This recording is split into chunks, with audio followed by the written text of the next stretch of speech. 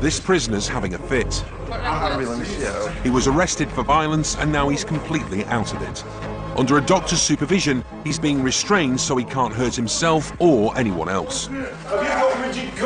To make matters worse, he speaks no English. Gemma, could you get me a double crewed unit as an urgency, please? The sergeant wants an ambulance.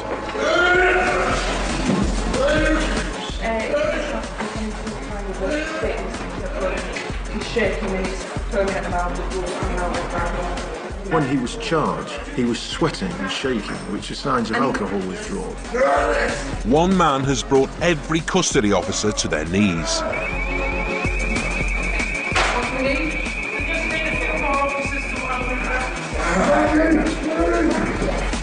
CID, then uniform arrive as backup.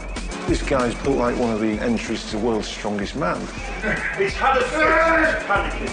Down, down. What happens in a busy custody suite when there's no one left to hold the fort? It's down here. Down. Welcome to the lockup. On the northeast coast, the city of Hull gets its fair share of booze-related crime. Of 25,000 arrests every year, more than a third involve drugs or drink. And most end up here at the custody suite of Humberside Police Headquarters in Priory Road.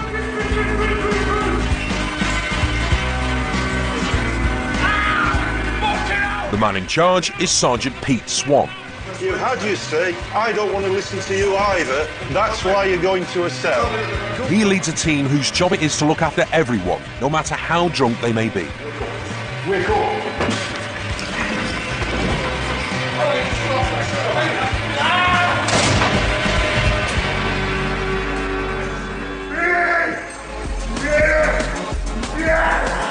Never have so many officers crammed into one cell to control just one detainee. And there are 15 other custody guests demanding room service. Sergeant Peter Swan has no choice. The lockup is shut up. Can you let anyone know that we're closed? We're trying to send customers that we've got an emergency going on. I've never had to close the custody suite in all my years as a sergeant until tonight. It's a badge of honour. We don't close unless we have to. Even the paramedics have to wait for their moment. It's still not safe. We're going to try and get him on his side to get the hand behind his back and then bring the other one round. Relax, yeah? No problem. Have you had the background to what's happened? Yeah, partially. Yeah, and I think what you've seen there has been panic at what we've been doing. The difficulty is he speaks no English whatsoever, so he's got no idea what's happening. You want me for us? Yes, I am. Thanks. Ambulance. Okay. You're going to go to hospital. It's a real nightmare situation for me, is that. An alcoholic Pole that speaks no English withdrawing from alcohol. And with 10 people all in one cell restraining one person, you can't deal with anything because there's nobody to deal with it, basically. So you just hope the same thing doesn't happen in two places at once, otherwise you're really up the creek, shall we say. He may be a patient, but he's still cuffed and strapped in case he becomes violent again. Thank you, everybody. Every man Jack Harryovers has been in the one cell, so that's why we've not been able to do anything. The shutdown means Sergeant Swan has to tell his boss, while the prisoner is chauffeured away in his own personal motorcade. I think he'll be okay now, though, because there's a taser car behind and there's 2 officers in the ambulance. So, yeah, it's all good stuff, all good stuff. But the tap was on in the toilet during all the fun and games, and eventually it's overflowed. So I'm not quite ankle deep, but I'm bootlace deep in water. So, needless to say, when the prisoners press the buzzer, they get in short shrift. Anyway, I'm open to business again. I'm just going to check that to see if it's stopped leaking now, Pete. The longest-serving lock-up staffer is on the case. Jill, the cleaner of 8 years with her plumber's mate. It's just dripped on me. I bet there's a hole in that pipe. We're generally managers of a custody suite, so if there are faults, deficiencies in stores or issues with detainees, that's our role. Feel under that side there, where my hands are. There was a deluge on my hand there when you did that. Anyway, I'll call the plumber. Before I go home, I'll come and check again, because I've mopped it, and it's not dripping now. Is there no end to our talent? She'd be the perfect woman if she didn't support LFC, you know.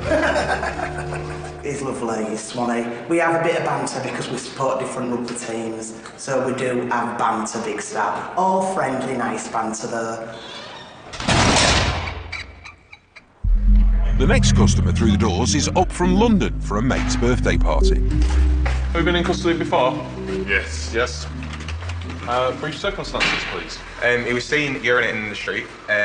He was clearly in drink. And he clearly still is.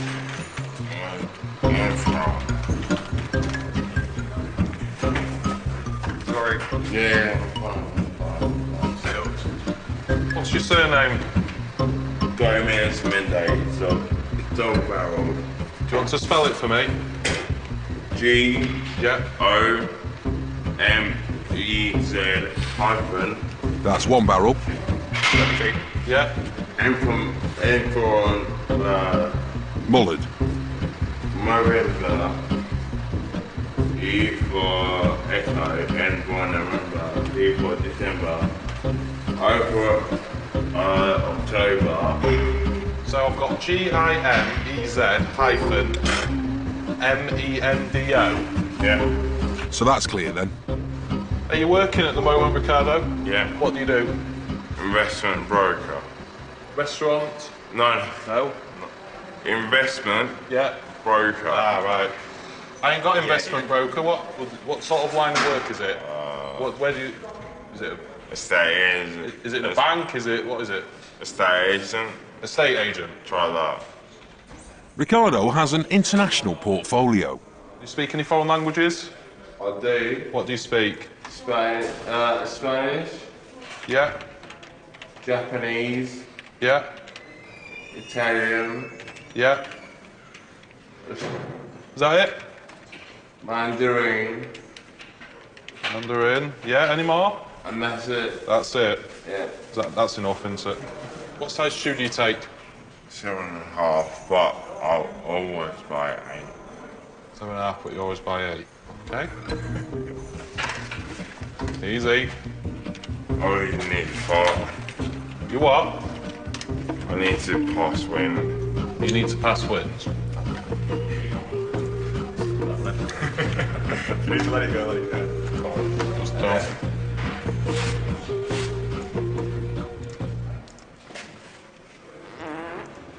And that's everything. Come over to this side for us. Pretty terrible, really, isn't it? Just out on a night out, you can't win in the street, and then after that, in the cells, it's a bad night. It's not what you want. Particularly enjoyed the answer to the shoe size. Shoe size. I'm a size 7.5, but I'll always buy an 8. Always buy an 8. You need a bit of light humour, I guess, don't you? Keeps you going. Absolutely. Keeps you going.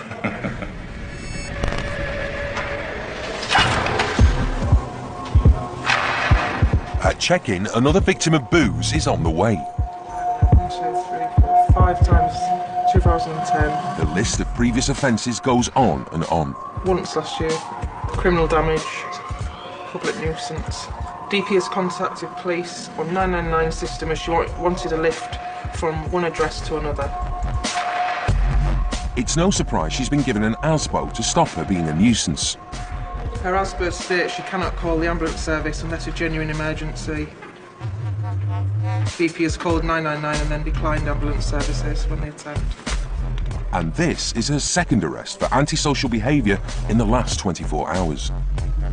Right. She's well in drink and she's been very, very awkward. Shall we have her in her The usual M11? usual ensuite?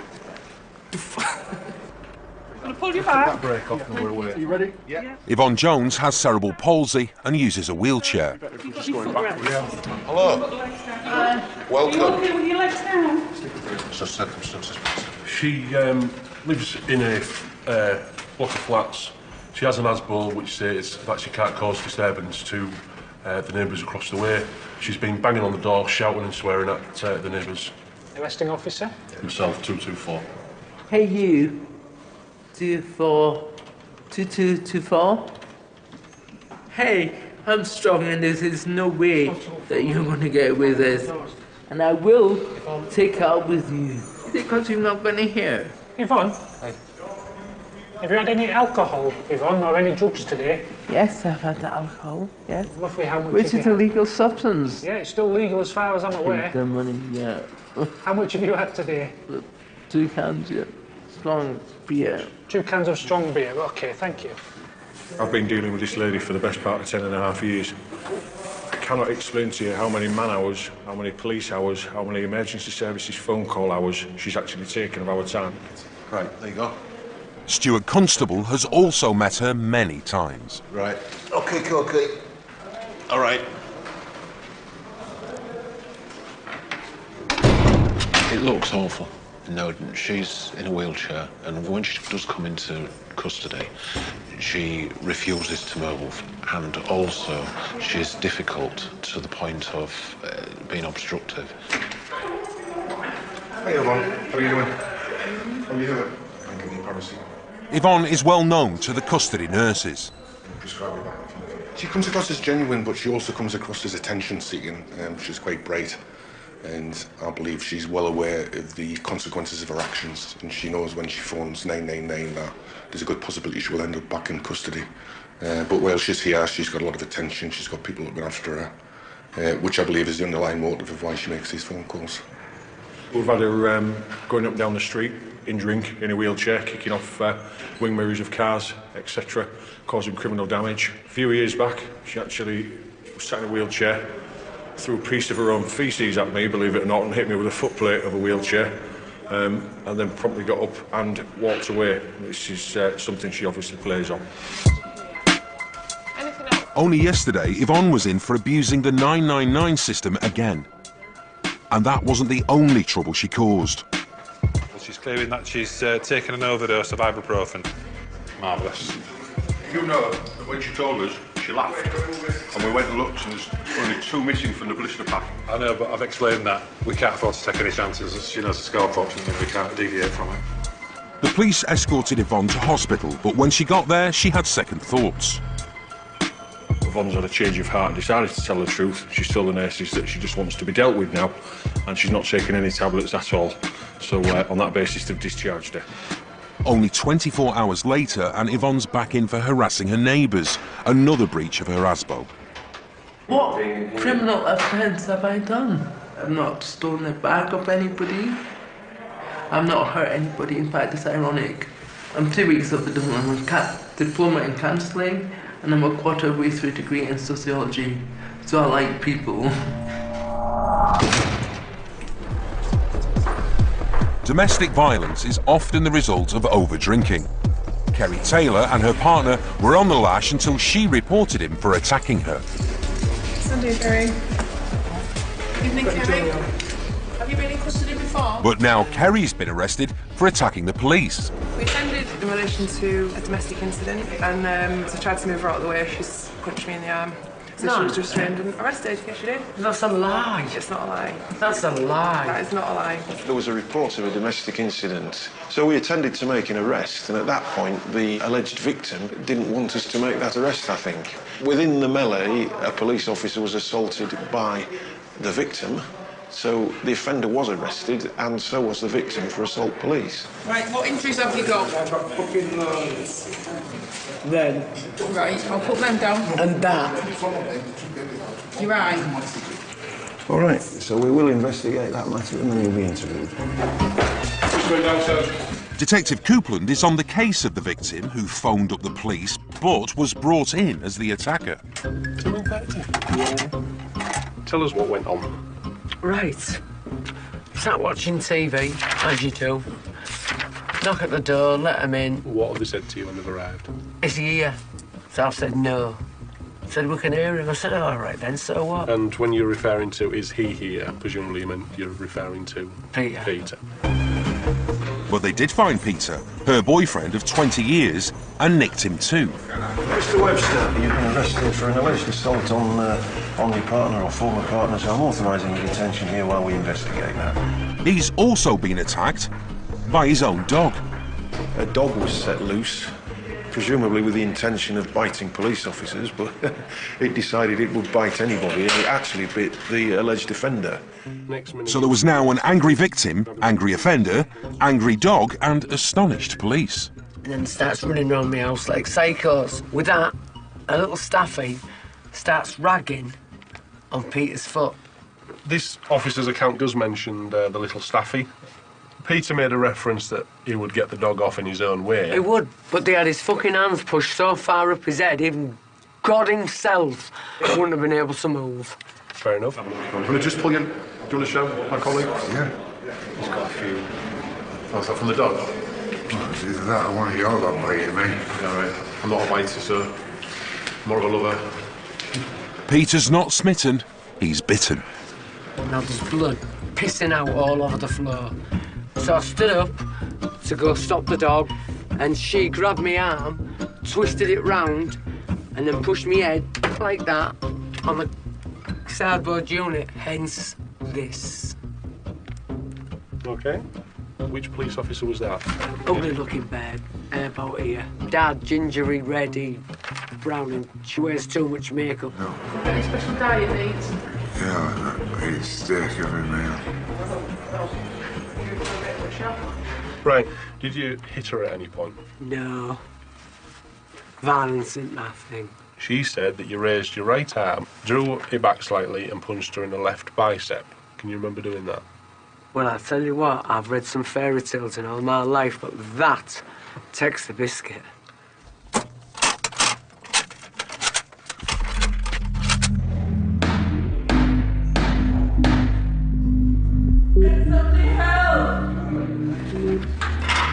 All right, Yvonne.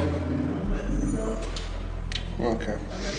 She's fully wet herself now. It's all down the front of the pants. She said it's gone into her own boots. So she's just sat there in a massive puddle of her own urine. Right. Let's have words. What more can we do? Because we know that she's deliberately doing it. Can somebody help me, please? Now, Yvonne, what's wrong? It's not the first time Yvonne has wet herself in custody.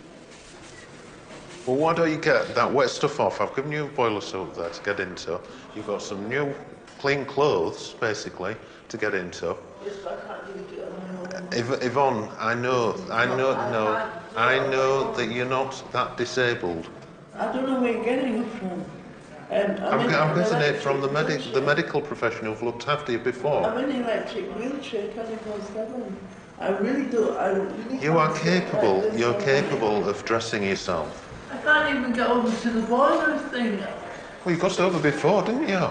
You was placed by the bed. Yes. And you got to the door. Yes, but this one wheel, yeah. You still was able to move, Yvonne, because we've seen you.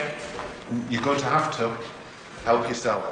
The fact that she sat and urinated, people might say it's because of her condition, but I know that she can get herself on the toilet and she will use that to be more helpless.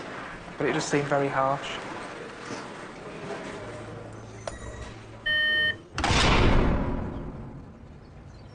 Sarah is making us some cappuccinos that the sergeant's brought in little packets. Bloody hell. These are really frothy, aren't they? We've had a few problems with detainees being quite demanding, so sometimes it doesn't matter. There might not be many people in, but it can cause a lot of problems.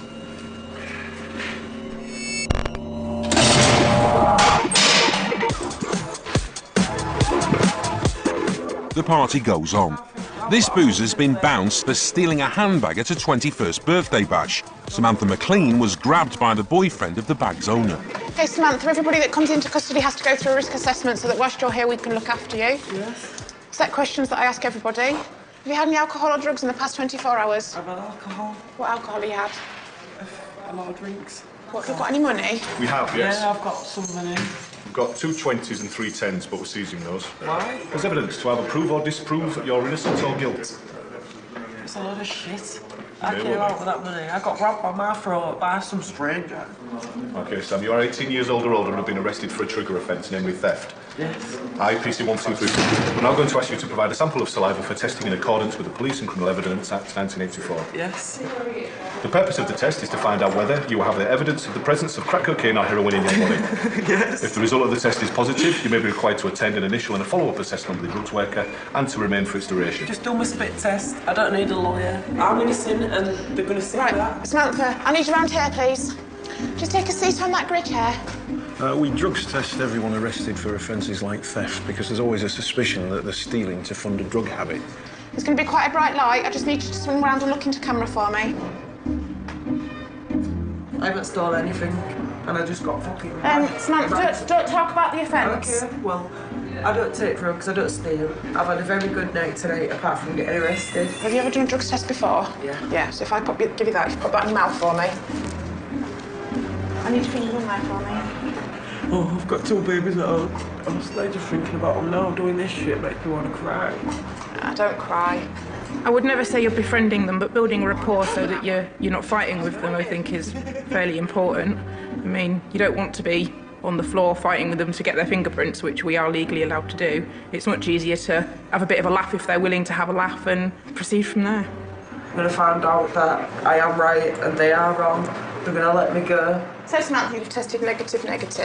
Grab your shoes that you don't want to lose. Yeah, please, I don't want to lose the shoes. There are drunks who are nice people and there are drunks who are bad people. Some apologise, some can't remember, and some don't give a damn. I'm not convinced people can't remember what they've done. It is a good defence to having to explain away quite unacceptable behaviour when you maybe don't want to. Samantha can't be interviewed until she's sobered up. Do you want a cup of tea? I don't. Yeah, I like a cup of tea. Do you have sugar? Just one. Okay. At the minute, I feel like fucking shit. All I want to do is go to sleep, just wake up in the morning and go home to my family and my kids. I ain't done anything wrong and I'm being locked. It'll be a long night. Sorry, 11 o'clock. Sean Patterson isn't drunk, but he did nick a bag of beer, and then didn't come quietly. It took 50,000 volts from a taser to get him this far. Now he fancies giving the cops a taste of their own medicine.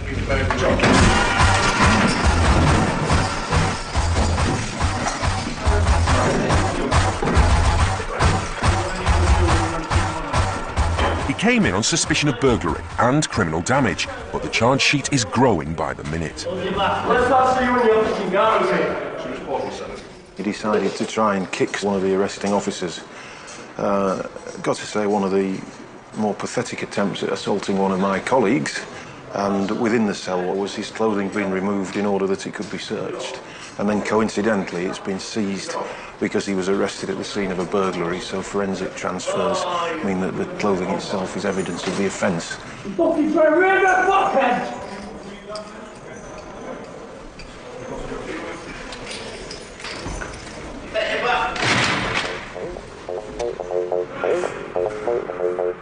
Patterson is very well known to DC Rob O'Neill. Sean's been getting in trouble for years now. He's only just come out of prison, he's been out 16 days, and there's been a spike already in that area, which is the area he offends. So crimes have gone up.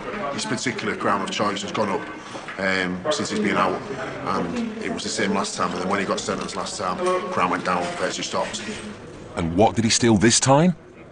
All this aggro over a few cans of beer. I've got a simple job for you. Why send him? Got away with a lady. It's a lad called Patterson. Nasty piece of work. He's in for burglary in a dwelling, damage, assault, police, and resist arrest. It's up to the Crown Prosecution Service to decide what charges Patterson will face. The lager is actually out of date, and she bought it last year. And this is out of date, and the box, the serial number matches with what's on the cans. The CPS lawyer that's picked it up is really positive, to be honest. But I think it should be good news, and we're getting charged. Okay, Commissioner. Right, the CPS made a decision on what you're going to get charged with. All right. And it's a long list, including criminal damage, Without lawful excuse, damage offence of value unknown belonging to Robert Wright. kicking his arresting officer, Assaulted PC 2468 Stevens, a constable in the execution of his duty. and nicking the beer. Having entered as a trespasser part of a dwelling, namely a garage, stole therein food and beer of value unknown. Would you just sign on there to say the charges have been read out to you? You're not going to be getting bail today, you're going to be kept in for court in the morning. All right? If Patterson is convicted on all counts, it'll bring the total on his rap sheet to 126.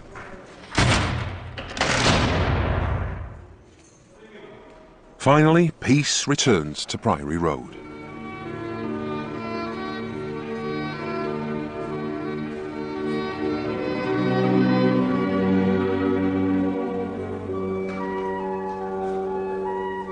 But not for long.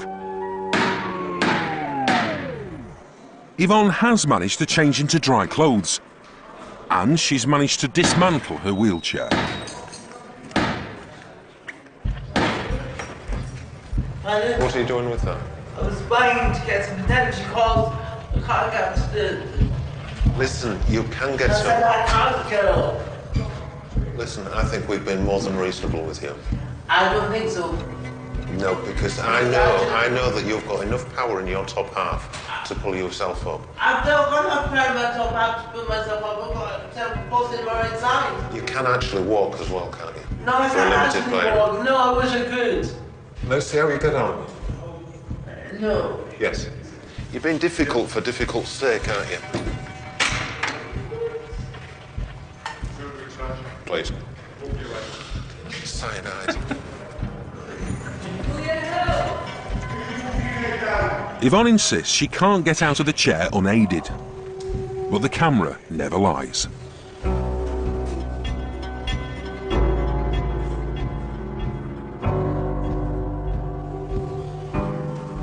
She doesn't know she's in a camera, does she? Not so quickly. I find it really upsetting to watch because it looks like we're not bothered to help her, but we are. And if you try and help, she will make it really hard for you to even manage to hold her, so she risks falling anyway. But no, I find it upsetting to watch. At the end of the day, she's done what she said she can't do. Is that her? I would think so. Everybody else is tucked up, aren't they?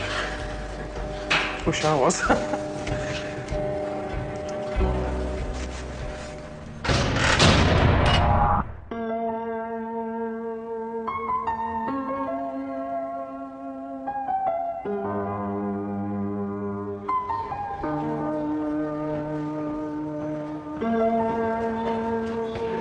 By sunrise, Samantha's lost her sparkle.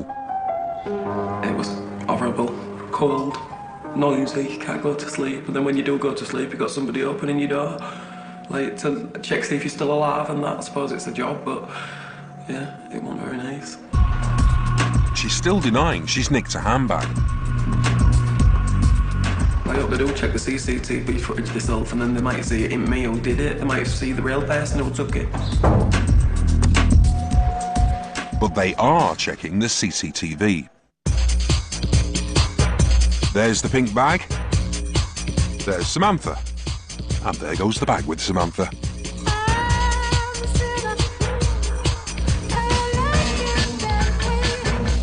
I got a CD of CCTV and I was on it doing something I shouldn't have been. I felt stupid. My face started burning. So I just... Camera never lies, does it? Spare of the moment decision I wish I hadn't made. And that's why I'm here. I'm a silly girl. I don't know what I was thinking. You know what they say? Don't go out.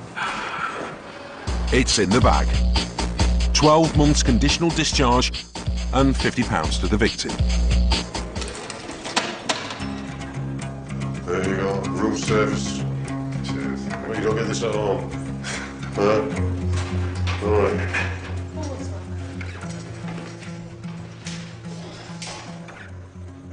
It's not a very nice feeling to be waking up here.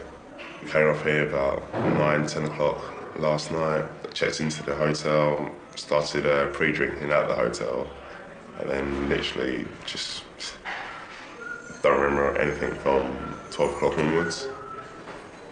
That'll be probably about the 2 or 3 bottles of champagne that I probably drank before I went out last night. In London, obviously, all the investment brokers or bankers, that's all we drink down there. I actually don't know why I was brought in here. Maybe for drunken disorderly. I'm not exactly sure. Mr. Gomez, do you want to come this way for me? In fact, Ricardo was brought in for weeing in the street. Just follow me around here. But it may not be his only crime. Have you had a drugs test done before? Yes. Alright, so what he's going to be playing off me. Get some saliva on it. Don't chew it, just get some saliva on it. Thank you. Alright, we're testing for cocaine, crack cocaine, or opiates, heroin.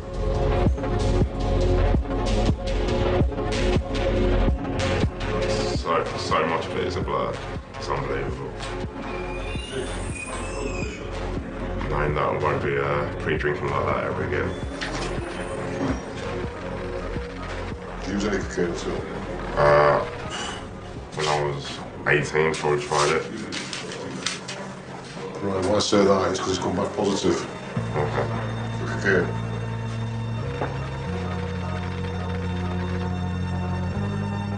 As soon as I left the hotel, I could not remember even coming here. Do you have a skinful?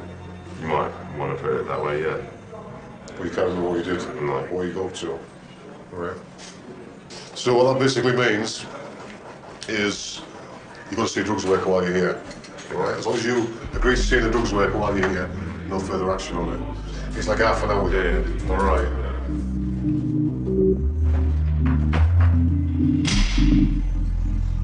But the hangover is about to get a whole lot worse. Hello there, we've arrested someone that you guys have got wanted. Ricardo is wanted by police down south for fraud. They'd like to talk to him about some dodgy share dealing. Right, you wanted by St Albans, you're aware of that, aren't you? No. Well, you are. Okay. Okay. They're travelling up to see you. Okay. Okay, they're at this present moment in time. Right. Sorted. It's been a bad trip up north for Ricardo. It's just relating to an offence back in 2010, which kind of came back to bite me in the butt 2 years later. Guess why they call it karma. What goes around comes around. Shut it off! Yvonne, the ASBO breaker, was found guilty of breaching her order and was jailed for almost 6 months. Hey, you. Kerry Taylor, the victim of a domestic attack, is now a convicted attacker. I bet you're married, aren't you? Do you know how I know? How? Because you iron your shirts like no one I know. That might be because he just has standards, Kerry. Do you want to command him a look? She was fined £210 for assaulting the police officer who had come to her rescue. See you later, Kerry. See you soon. Her partner Peter received a caution for his attack on her. High flyer Ricardo was fined £80 for urinating in public, had his drugs took, and was collected by police from St Albans. He still lives with us in Hertfordshire, so we're actually going to take him back to save for the inconvenience of leaving him here stranded in Hull. And then you can have one less person in custody. The good news for him, he got a free lift home and was later cleared of all fraud charges.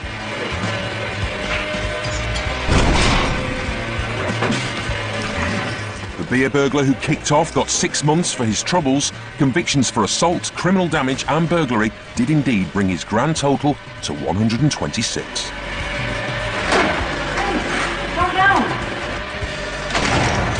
More than our fair share of argumentatives today, so yes, it's nice to finish. And the man whose seizure closed the lockup denied a charge of threatening to kill. The case was closed and the matter left on file. I'll be back for more tomorrow, and I'll expect more drunks and more domestics. My theory's always been expect the worst, and then if there's anything different, it's a bonus, isn't it? Dead of night, all is calm at Humberside Police Headquarters. It's oh so quiet. But not for long. Oh, spacing out. Something menacing and sharp-toothed is on the way. It's an industrial chop saw. And they're unaware of the trouble that comes with it. What do you need his taser for? Hang on, why does he need his taser? There's 3 there, I'm cuffed up behind my back, there's 1 there, I don't know how many behind you is. Why does he need his taser in his hand? Michael Leslie, arrested for nothing. Welcome to the lockup. On the banks of the Humber, Hull is one of the commercial and retail capitals of Northern England. But where there's money, there's crime, and more than 3/4 of Humberside businesses are affected every year, costing each of them £30,000. Whatever the trouble, it's Sergeant Peter Swan and his team who pick up the pieces at Priory Road Custody Suite, where we've been filming for a year. Oh yeah, that's picking up that microphone that I'm wearing. If you have an argument with anything that happens, that's with me, not with anybody else. Fucking hell!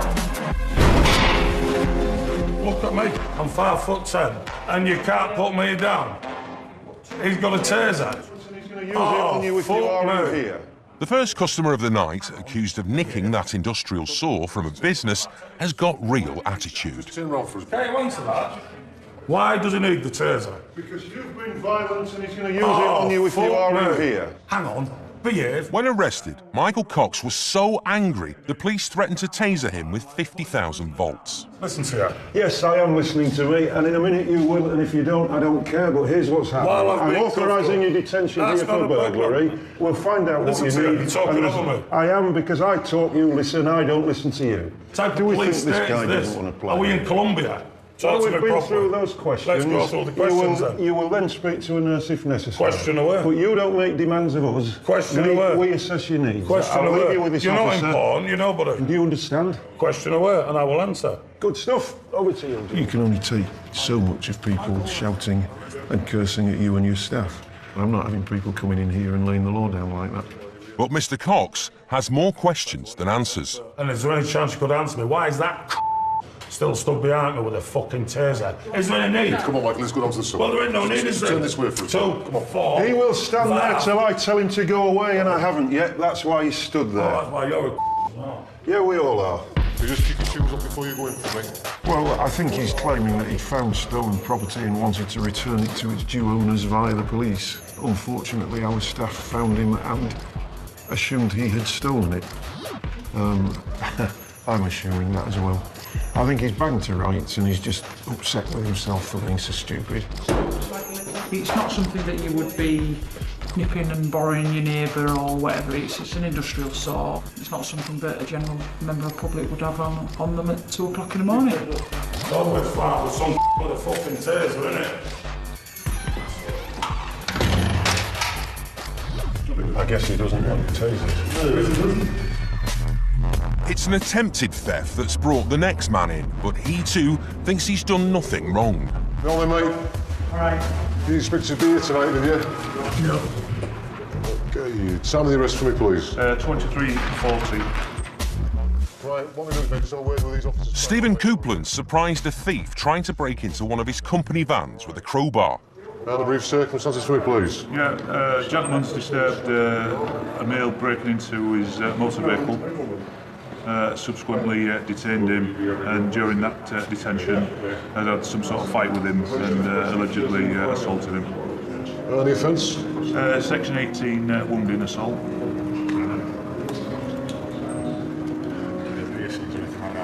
Any piercings? What do you mean? Like nipple piercings? No. I'm a bit old for that. No, I'm a bit old for that now. Would you like anybody informing that you're here? Not as yet. We'll see how long I'm going to be here. I'll need to speak to my wife if I'm still here in the morning, which I don't want to be. He may be smiling now, but he's unaware of the trouble he's in. His actions have put the other man in hospital. He has got quite serious injuries, which obviously he's got to be assessed by a doctor. There was a substantial amount of blood on the pavement. I mean, it is a serious assault. The indication from the paramedics is that he may have some fractures, and the guy was sat down with blood coming from an open wound to his head. You ever tried to self-harm before? Pardon? Ever tried to self-harm? No. You experienced any mental health problems or depression? Only that I pay a lot of tax. That's when you know. That one does. Mr. Coupland insists he was simply defending his property. Somebody was breaking in the van, in one of our vans. It had been broken into last night and the night before, and he came back to do it again. He hit us a couple of times and I hit him back. But the question is, did he go too far? I caught somebody breaking into his van car. He's trying to protect his livelihood, because he needs that to do his business, etc. Obviously, he's overreacted, because this guy ended up in the hospital, but the point is, this guy's had a crowbar, and he's gone. So it's him, hasn't he? And he's defended himself. The pertinent point is, you've said it, he's overreacted. We think, we don't know at this time, though, do we? No, we don't. We don't know the injuries. Which is why we're investigating him for GBH. I heard him, so I'd gone out. So I confronted him, and he swung round with this bar, and he hit me on the hand, but I took it off him and brayed him with it. This man might be a citizen's hero. He may be a nasty piece of work and people fear, and we have no means of knowing one way or the other. So he's in here for an offence. It'll be investigated, and at the end of it, we might charge him, we might not. If charged with GBH, Mr. Coupland could be sent down for a long time.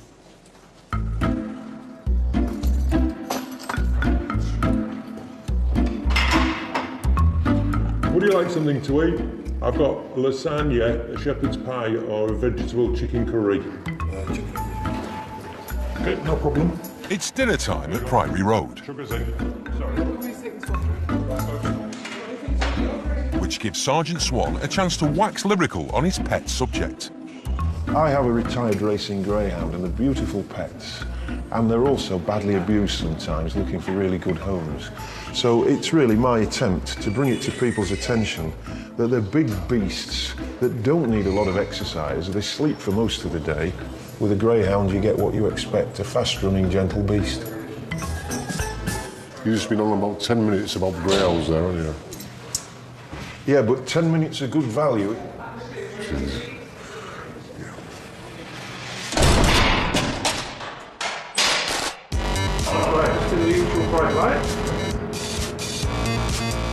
The man accused of stealing the industrial saw is still complaining about the abrupt end to his bike ride. Got 6 coppers there. Why do you need one with a taser? Totally over the top. But he has calmed down enough to be processed. No. Trades behind you? Well, check me underpants. CID are weighing up the evidence, and there's more than they bargained for. That is huge. I don't know what I was expecting. I'm not expecting that. So he's now got that. He's found that images. Only on a bike. He riding on a bike. He was seen riding a bike carrying this, and he said he was going to take it to the. He found it and handed it to the police station. However, he was riding the opposite way from the police station anyway. So obviously we don't believe him. Well, they wouldn't, would they? But Michael Cox claims he was just being a good Samaritan. He was just outside of a mate's double glazing factory, so I thought I'd look after it till the morning. Ask my friend if it was out to do with him. If not, then obviously inform the police. Unfortunately, I was lifted on the way home with it. I've done now, so I've got nothing to worry about. Waste of equipment, waste of resources, and a waste of my time. But there you go. As I say, I'll be released without charge. But following a search of his house, they found this, and this, and this. So DC Bradley is convinced it's an open and shut case. So that'll be straight out of some premise somewhere like that. There's CCTV footage from the scene. You can see 2 males here acting as lookout outside the compound. And the lad we got in custody, wearing similar clothing, wearing lighter trousers. He's got a darker jacket on, so he's got some kind of baseball cap. And that's the clothing that our man's wearing. And if that isn't enough, there may also be forensic evidence. We found out that there's footwear marks which have been left at the scene. See if it is the same pair of trainers which have made that mark. so things aren't looking too good for Mr. Cox. But he is still claiming the police have got it wrong. And when it comes to the law, he seems to know what he's talking about. I have no intention of permanently depriving anybody. You need intention to permanently deprive, and I have no intention of such a thing. So this might not be such an open and shut case after all.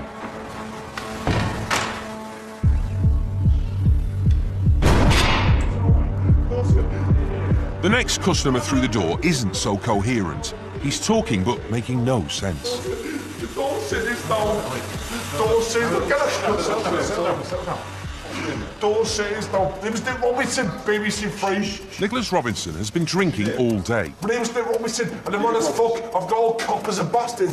Told, I think he's having my fucking lip. You that bastard. Say he's down. This is Aston Villa for life. I'll knock you out as well.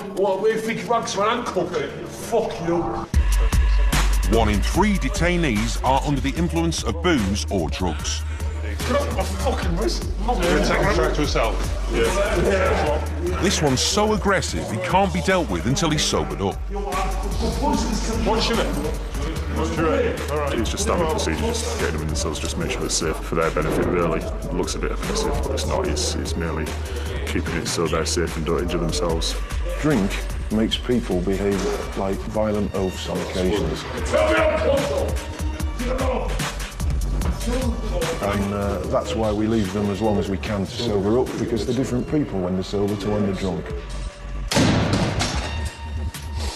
At one point, he just lashed out and slapped me across the face.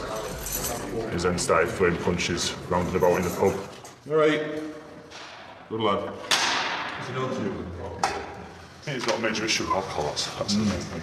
He's been drinking all day, hasn't he? Obviously not drunk enough. No.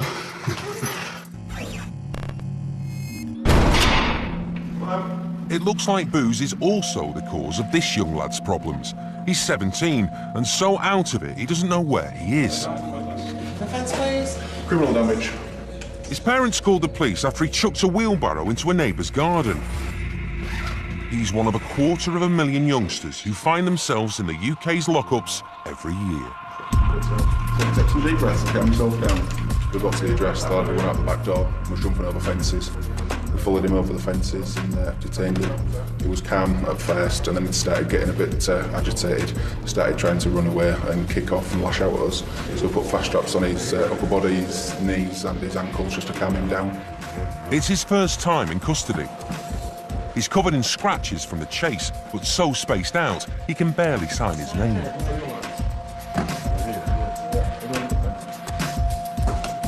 You're not very good to stay, are you? Sign on there, just for your belt, mate. See yourself down, of course.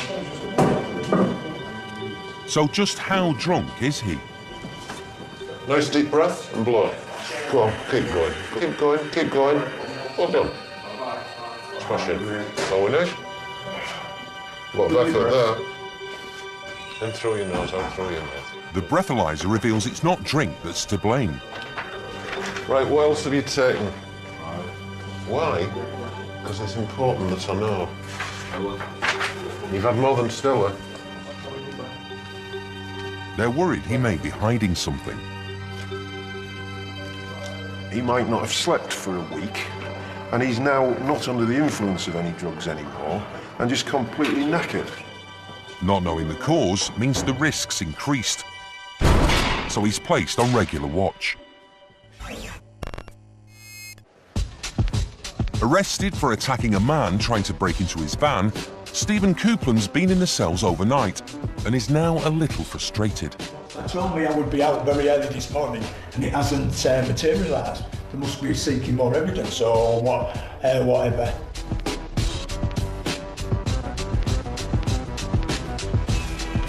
Dead right.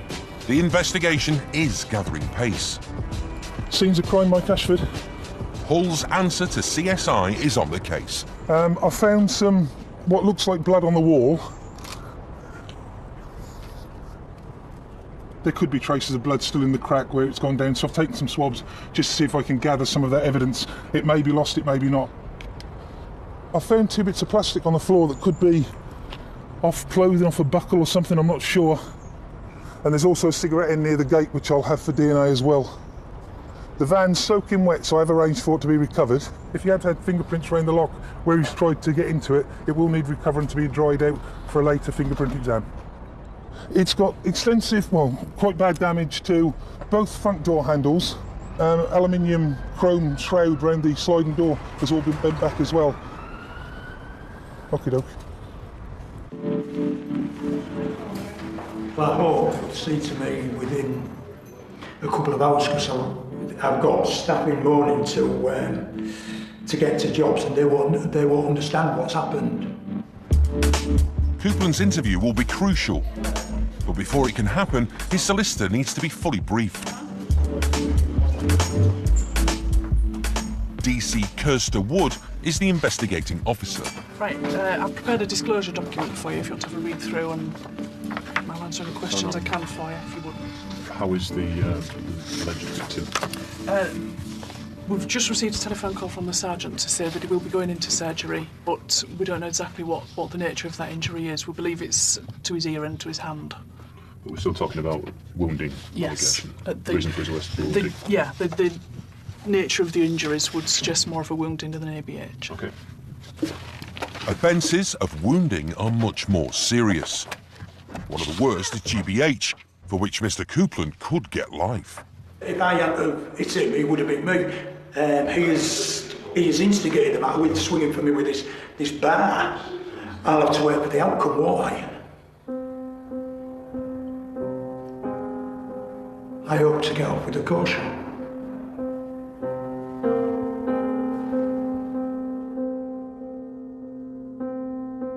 It would appear from what he's already said to officers at the time of his arrest that he's claiming self-defence and reasonable defence of his property, so it's a matter for us to get that account from him and put that against what a reasonable person in the street would believe is reasonable force. I'll see you in a few minutes. Mr. Coupland. All right. Yeah, I'm Robin Smith, I'm a solicitor. I'm afraid that's as far as I can go in your presence. Understand. It's a very serious offence. He could go to prison, so it's very serious.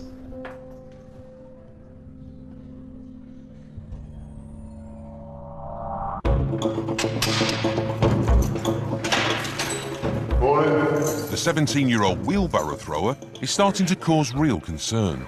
Wake up for me, mate. Wake up for me, mate. Come on, buddy, wake up for me. Sit up. Come on. Wake up. Wake up. Come on, what do you want? What have you had? What have you taken?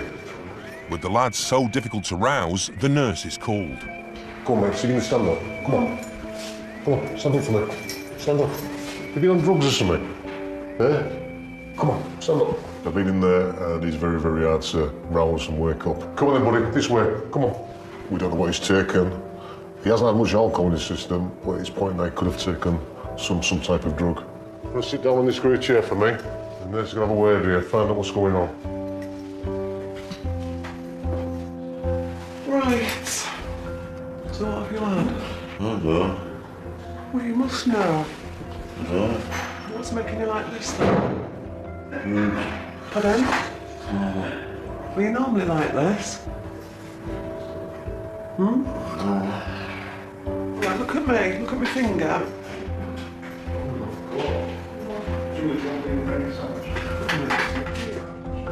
His general condition gives cause for concern in that his pupils are unequal. His clinical observations are quite down on what they should be for a 17-year-old. He denies any drug use, so I'm going to send him to Hull Royal with a view for them to reassess for head injury and any intoxicating substance that he hasn't admitted to. We are going to send him to hospital for observations, really, so that if his blood pressure continues to go down, obviously there comes a point where your body can't function and it's a critical incident then in terms of health. So hopefully they'll detain him so that if that happens, he's in the best place to be dealt with when it does.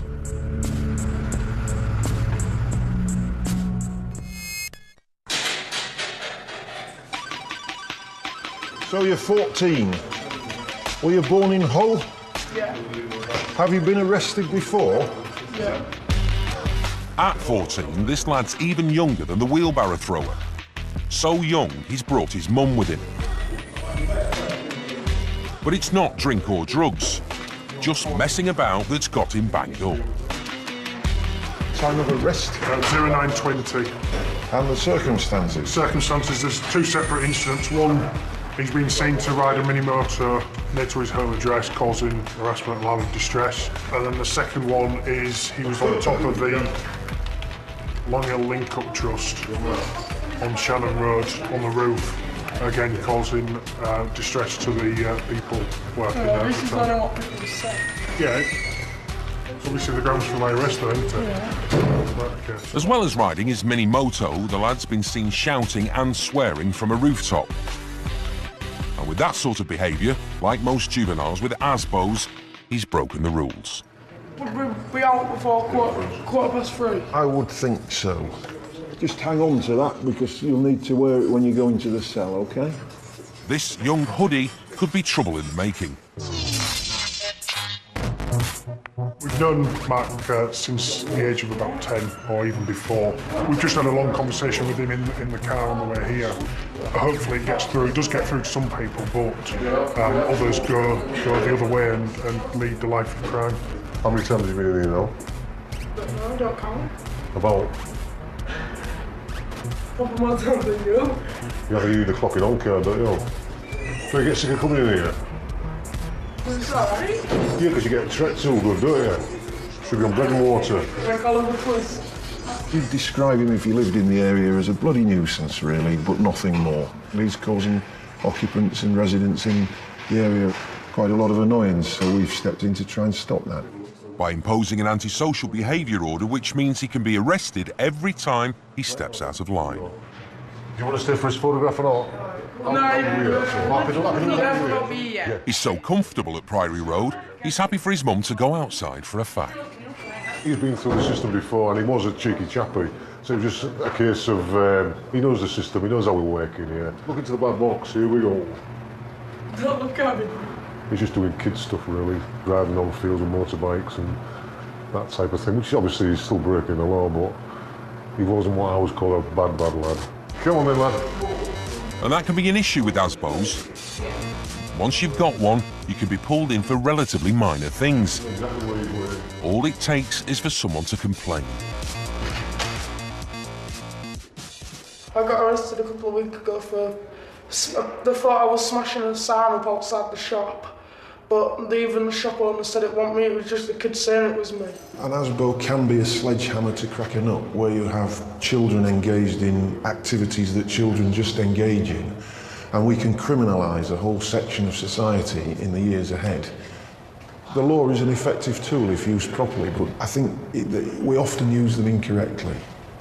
Most of my mates even said they would rather be in prison than be on an ASBO, because you're getting locked. You get locked up like nearly every day for things you haven't done and for things you have done, like really silly things, like just for swearing at someone.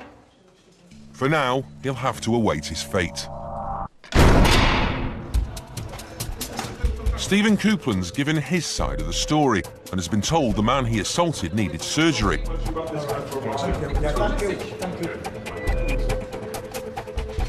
He's finally beginning to understand the gravity of his situation.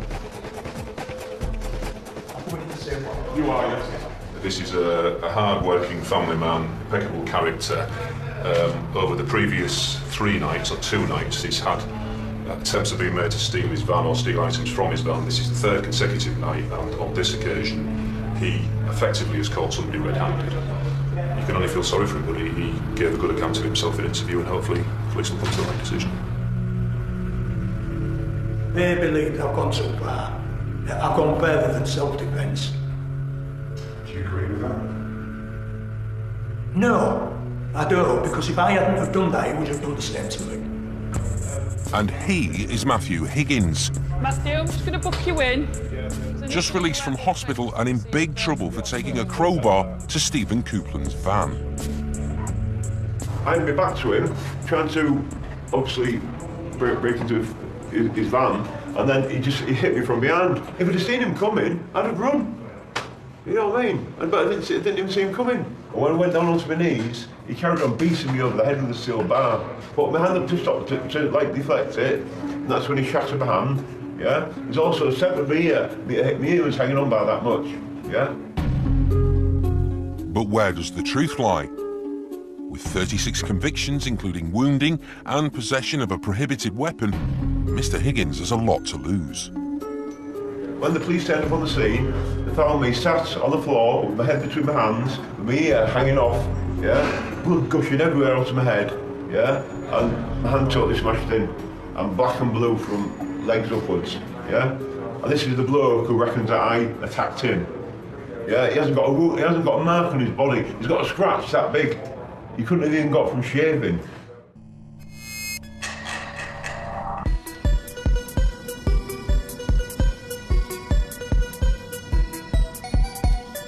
Was you a bit of an handful when you came in last night?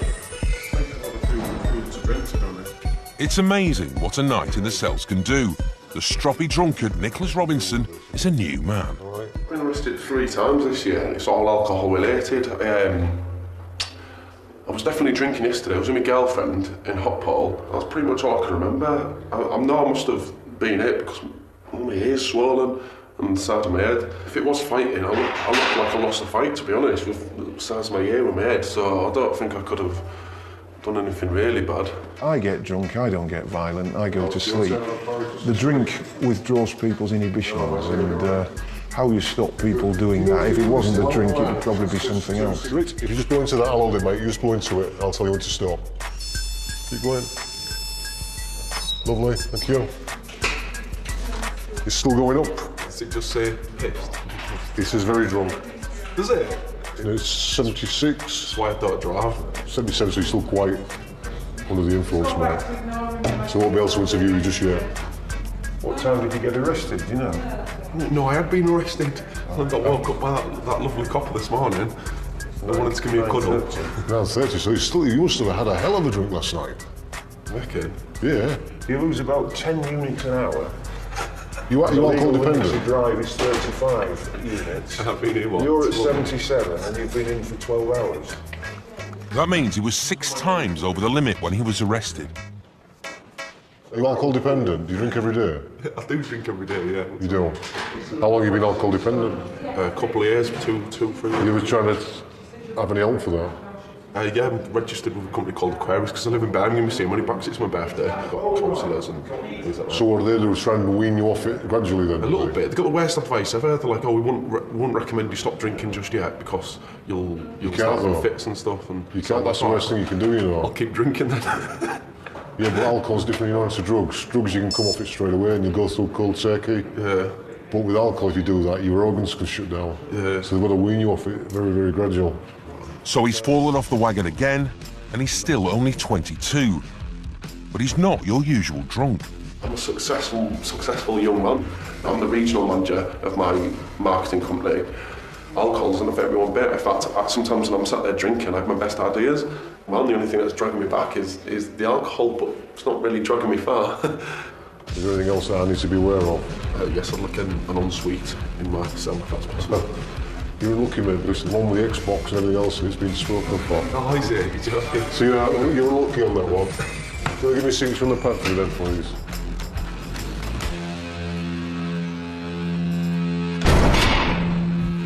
Time for another cuppa, and Sergeant Swan is still barking on about his pet subject. So for Pete's sake, adopt a greyhound, and back home we've got another dish that says, for Rocky's sake, policemen need good homes. Retired policemen need good homes. That's the one, isn't it? The 17-year-old wheelbarrow thrower who was near to collapse is back in the lockup.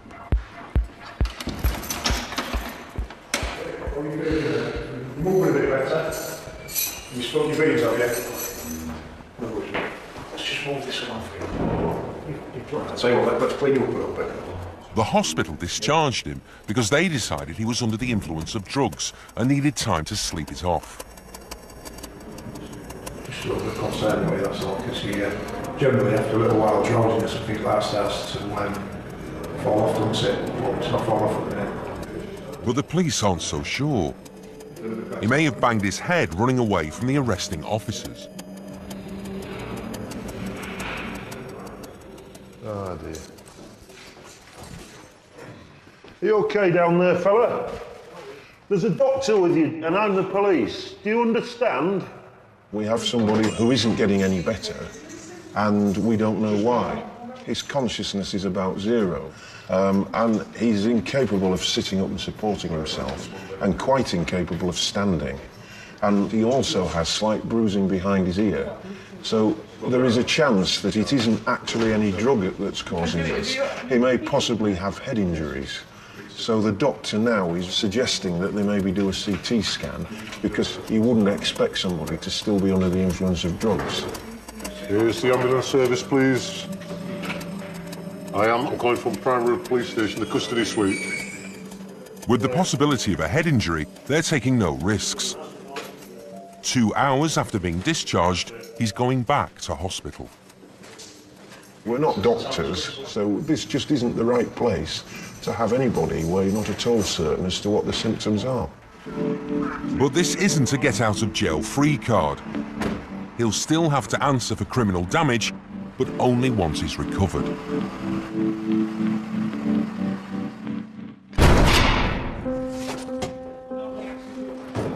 The Crown Prosecution Service has decided Mr. Coupland does have a case to answer for using excessive force. The charge is Section 18, grievous bodily harm with intent, unlawfully and maliciously cause grievous bodily harm to Matthew Simeon Higgins, with intent to do him grievous bodily harm, contrary to Section 18 of the Offences Against the Person Act 1861. Do you have any reply to that charge?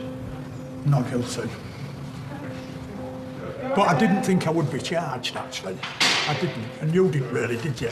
All I could say to you is that it's entirely up to the CPS. They're presented with the evidence and they make a decision based on that, and it could have gone either way, really. I think it came as a bit of a shock to him. I'm sure he was expecting a bit of a slap on the wrist to telling off, if that. GBH with intent, one down from murder, really. The only element missing is that he didn't kill somebody. I think it's naturally action. Obviously, you see somebody breaking into your property and your belongings, you're going to confront that person, because nobody likes to be have items taken away from them. That's the rule of the jungle, isn't it? If we allow that, somebody attacks your property, you do what you like. You seek your vengeance. That's vigilantism. I'm hopeful I will win, and that is it. My peers will put us right, won't they? 12 men on the 12 good men on the jury. Yeah. See ya. Bye.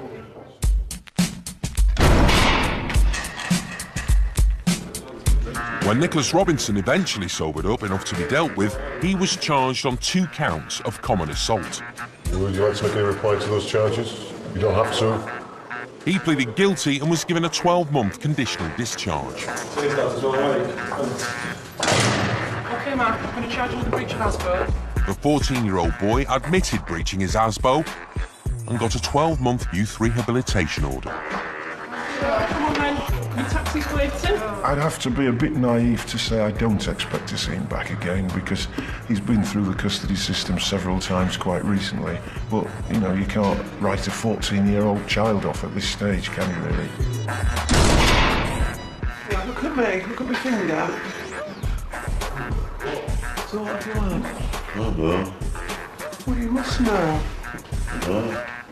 The police never got to the bottom of what was wrong with the wheelbarrow thrower. But he did recover, admitted criminal damage, and was dealt with by the Youth Justice Service. Michael Leslie, arrested for nothing. Mr. Cox was right. The evidence didn't stack up and he was set free. There's never been any doubt that I'll be released without charge. All this has done is cost me work, because, as you saw, they took all my tools, and no tools, no work.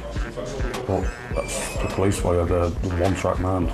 If they're sure you've done something, they'll get their teeth into you and they won't let go. The case against Mr. Coupland was also dropped.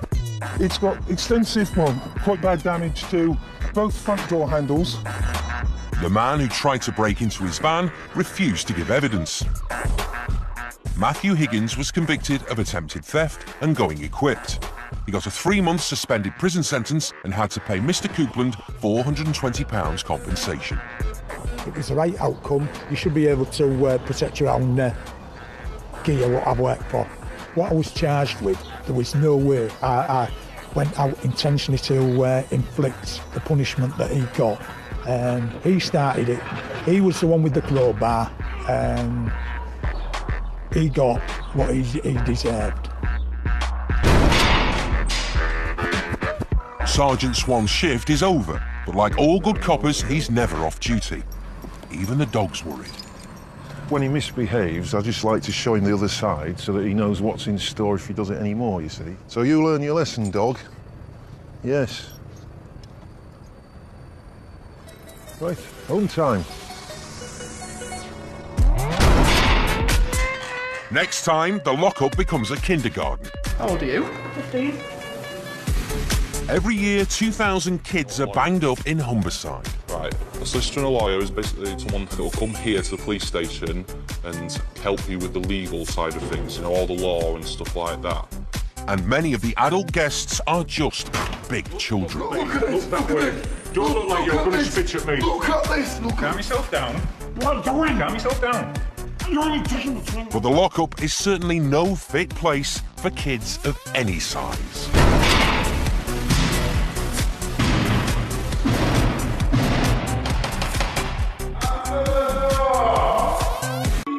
The custody suite are receiving one of their youngest and shortest guests. You been in custody before? No. No. Right, what's going to happen? I'm going to word with this officer, find out why you're here. I've got to ask you lots of questions. All right? Just answer them best you can, OK? Do you know what a lawyer is? No.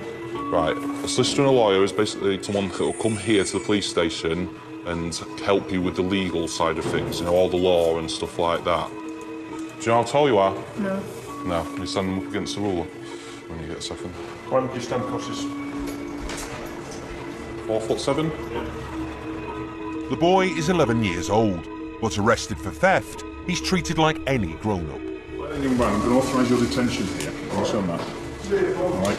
As my colleague said, if there's anything you're unsure about, just ask him. We'll try and explain it in better terms. All right. How long were you here for? Until it all gets sorted, I'm afraid. Welcome to the lockup. This is Hull, home to 250,000 people and Humberside Police.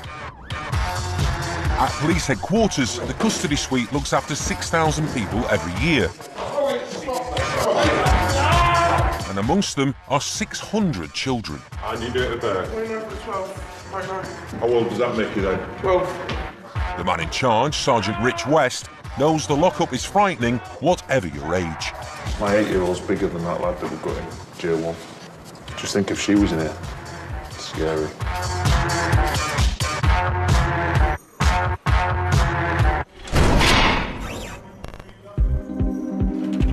Brief circumstances, please. This young man has been seen to be on the lower roof of the old New York building, removing items of metal and lead, and he's been arrested.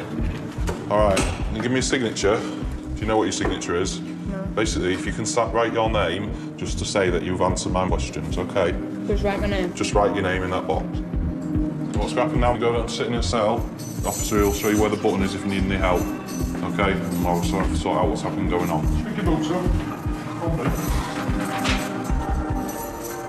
11 years old. First time in. He looks very worried, that one, doesn't he? I think he was getting a little bit teary there when we was getting the cord out of his pants when he was getting. OK, let's bring the next one in. The boy was caught with an older mate who knows the routine. All right, come stand here. You've been in custody before? Tommy was in for a week. Together they were found on a roof, suspected of stealing lead, and that's not all they were up to. It's just to go in the bin. Too young to have them, aren't you? Have rubbish in your lungs. And your date of birth? He's 14 years old. Do you know how tall you are? But we better check see if you weren't grown. Go to that ruler, put your back to it. Was 4'8", what are we now? 5'1", shot up. I won't be growing any more if you keep using the cigarettes. Cannabis. You just think of when when you were a child yourself, and I was still riding bikes by the, when I was 14. So to arrest somebody who's 10, 11, 12, you just think what does the future hold for them when they're starting out that young. Do you know what sister is? Yeah? Do you want one this time, or do you not? You're all right. In the lockup, there's a juvenile wing where the boys will be kept in separate cells. Just grab your jacket and your shoes. Do you want a blanket? It shocks me in a way, the fact that they're that small. Makes you have the awe factor thinking, oh, when they're that young, and you see them walking down the custody block. But we don't get many in, so we don't see a lot of kids that age, thankfully. Thankfully indeed, because this is definitely no place for kids. Offences? Section 5, public order. For what?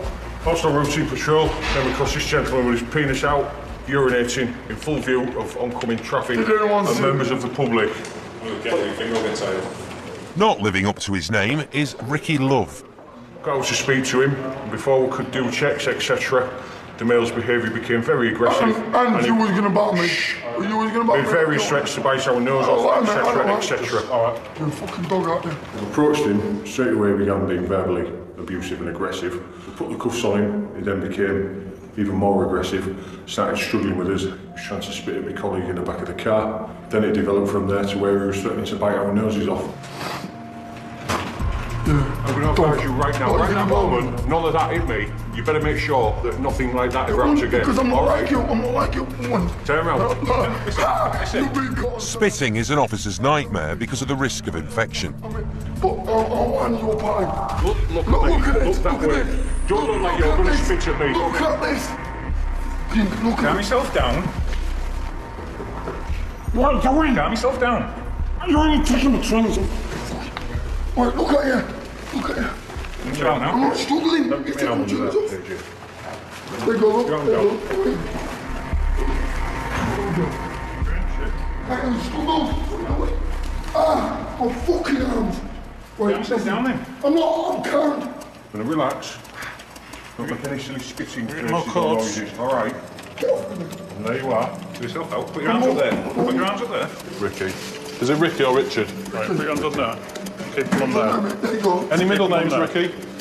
Ricky, you're 27, yeah? Yeah, Do you class yourself as white and British? Yeah. Do you know how tall you are? All right. N6.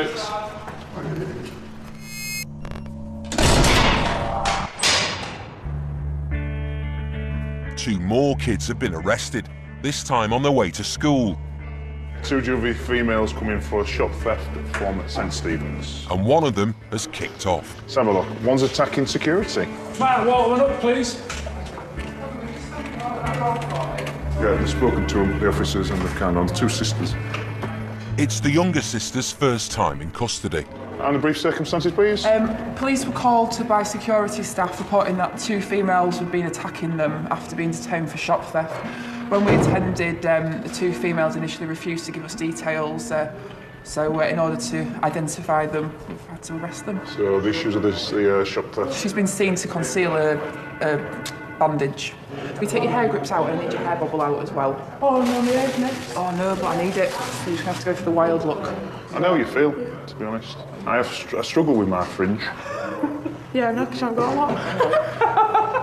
Yeah, fall out, you know. Right, I'm going to do a risk assessment, so don't be offended by any of these questions. Ask everybody the same questions when they come in, all right? Have you had any alcohol, drugs, or anything like that in the last 24 hours? Solvents? You're not going into trouble? Not drugs. No, have you had any alcohol? Maybe a bit of wine or whatever it was last night. Bit of wine, whatever. How old are you? 15. Wayne, can you just take the lady down to J1, please, mate? J1. Yeah, please. Right, see you later. It is a really low-value shop theft, but we couldn't ascertain their names or who they were. Once we got them separated, she's been a pleasure. It's just, I think, a bit of bravado in front of her sister who was like a wild animal. We ended up having to struggle with her a little bit to get her in handcuffs. So, yeah. The older sister is 16. You all right? Obviously been crying. Yeah? You all right? And the offence, please? She'd assaulted the security guard by scratching his hands and kicking him several times in his shins. Sorry, do you want to start taking all your jewellery and everything off for me? That's it, tomorrow, Everything. In the back of the van, she didn't have this blood. She's indicated that she's been chewing inside her lips and all the rest of it. So he's going to have to come out. No, I did that. That's what I do with it. He's going to have to come out. He's going to have to come out. She's calm now. She wasn't initially when we informed her that she was under arrest. She just exploded. But luckily, I've got a muscly colleague who came to my assistance. And the cause of all this trouble? What are the marks on your arm? Burns. Burns. How's your arm? Salt and ice. Salt and ice. Salt and ice is the latest schoolyard dare. The girls were nicking the bandage to treat this self-inflicted frostbite. You put salt in the ice on it. Burns you. Why would you do that? Don't know. Just to see if it did.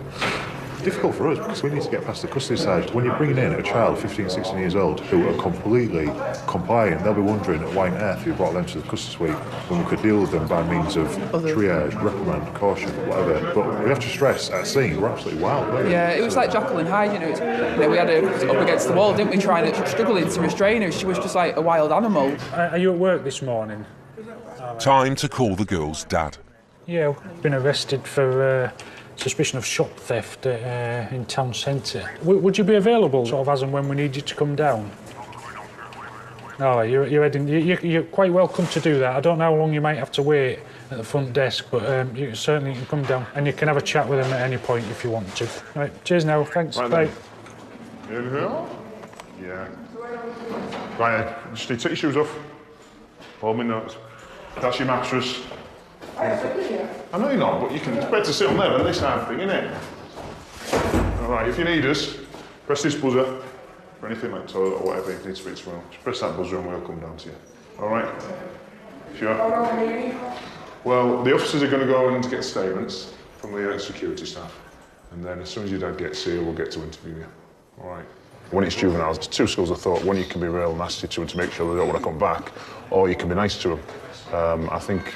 Having two girls myself, I think I take the nice approach to them to make sure that, one, they're not going to do anything silly to themselves. The fact that they're going to cell, that's a bit of a shell shock for them anyway. So if they've calmed down, they'll be here for a few hours, they'll think about what they've done and then they'll get dealt with.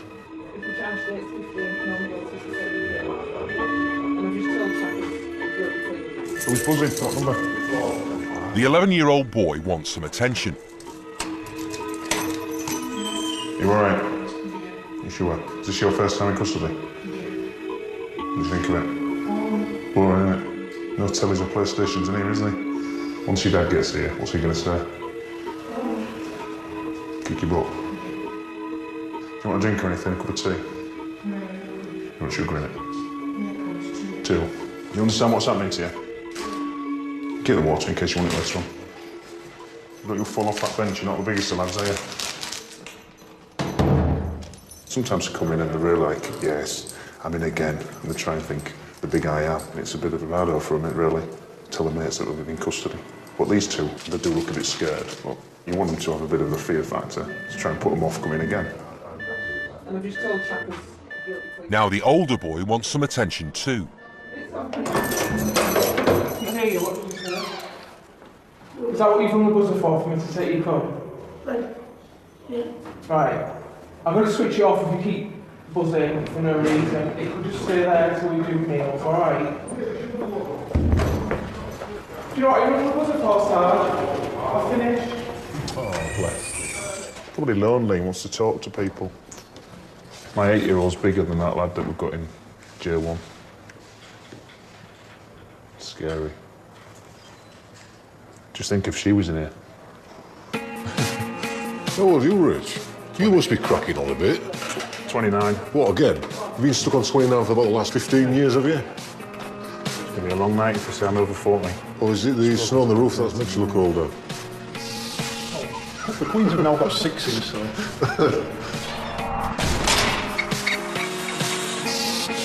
Next, please.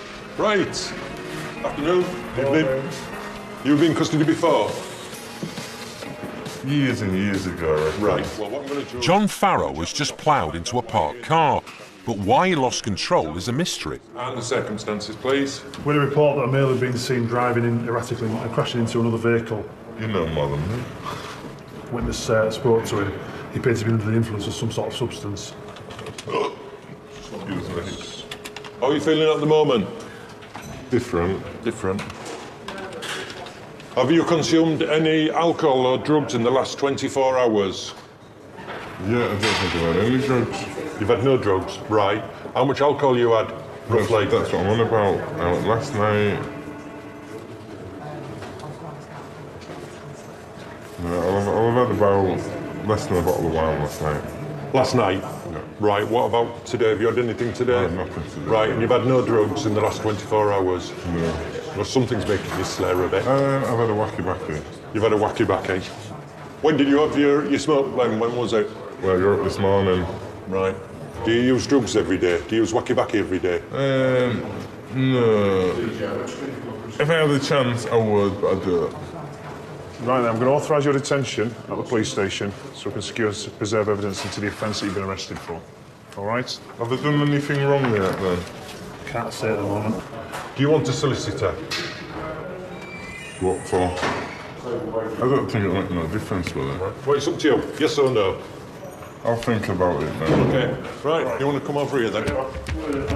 When he came in, he was looking at me, but everything I was saying wasn't going in. It was as though he'd either taken drugs or drink. On manner of experience, what would your thought be? What's that? On this? What you're going to blow? Yeah. I've no idea. Right. Deep breath. Blow. Keep going, keep going, keep going, keep going, keep going. That's it. Done. Now what we do is we wait for the results.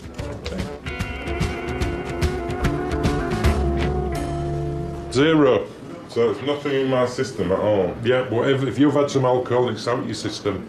Yeah, just... Mr. Farrow now thinks he can go home. All these coming off. I'm all free. He blew zero, so I think that's when he decided that that was his pass to leave. John, just come here, John. John, just come here. The results are zero. Do you want to go? I've nothing, truthfully. I ain't done nothing wrong. You've just forced me into this, and I've had enough. When he was told that he would still be residing with us, he decided that he was going to take exception to that and get a little bit stroppy. Right, what I'm saying is, do you want a copy I've of the... run from police on all occasions, and I will do. This is He's had something, so we can't just let him go, because if he gets back in a car, he could wipe somebody out and kill somebody this time, so then we've got, it's on our conscience, and we could have prevented that.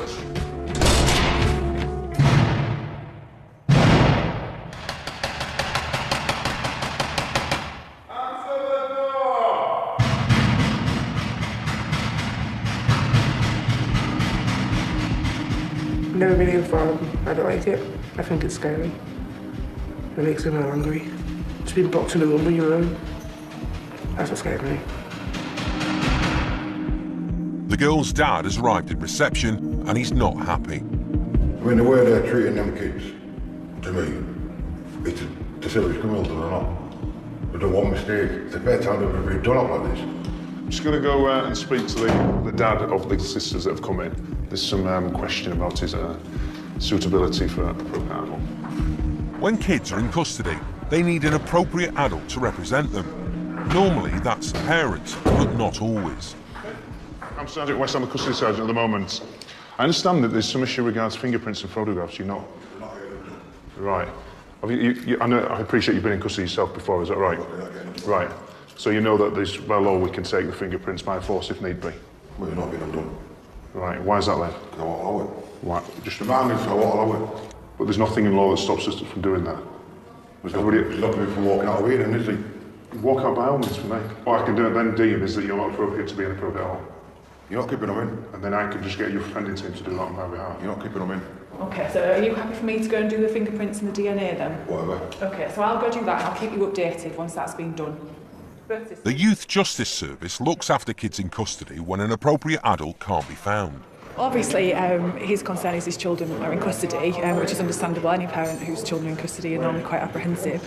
What we do try to ensure is the parents understand why the children are in custody in the process in regards to what's going to happen. Are you going to cooperate during the interview? As an well, I appreciate that, and I want these girls out because it's not a place for them, and I want them to be released as soon as we can.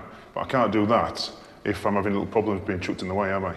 If I think you're going to be obstructive, then I will just we'll let you into custody suite. Well, don't let me know, that's what you want to do. Okay. Right, if that's the case, then I'm not going to let you act as appropriate adult.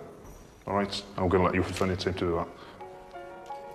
You could tell straight away that he was being obstructive. It's an inconvenience for him, and for me, he's not going to have the kids' best interests at heart. So at least if Michelle from your friend goes in with them, she can be independent. She can act. She's used to it. She can act on their best interests. Why don't you just come up, please? I told the manners to watch you get them photographed and fingerprinted. To me, they've never done all that in their life. To me, they treat them like criminals. They'll be crapping it in there. So if you put your hand out, now your fingerprints, your photos and your DNA will be used to speculatively search against any crimes. If you ever watch like CSI or anything like that, where they through a computer, match it, yeah, that's what we do. Lovely.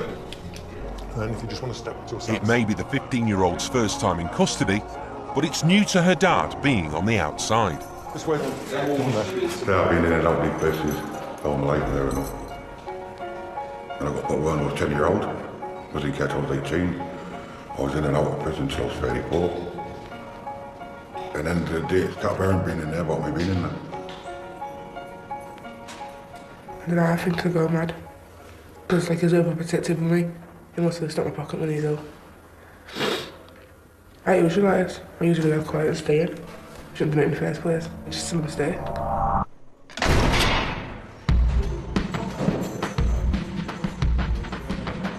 Ricky Love has slept off his anger at being caught peeing in the street and is now fit for processing.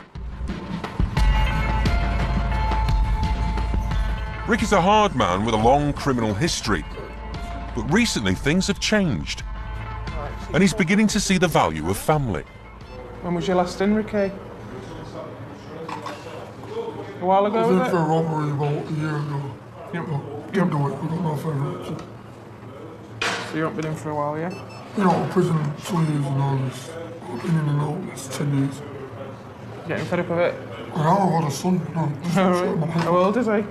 He's 6 months, but he was 8 weeks premature. Yeah, but he's my world, you know. Yeah. And I've sorted my life out, and then I've done a stupid thing having a week. And then... It's the drink, demon drink, innit? It just hurts me now. I'm in here not seeing him. Well, hopefully you won't be here too long. All right, can you just stand in there, Ricky, just to say that you're Prince, please? Do you want a cup of tea or do you want water? Cup of tea, please. Cup of tea, do you have sugar? 2, please. 2 sugars, all right. Come on then, we'll take you back. You'll be all right, come on.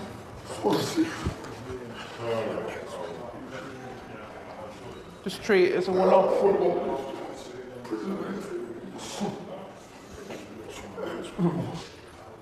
I'll get you through, all right?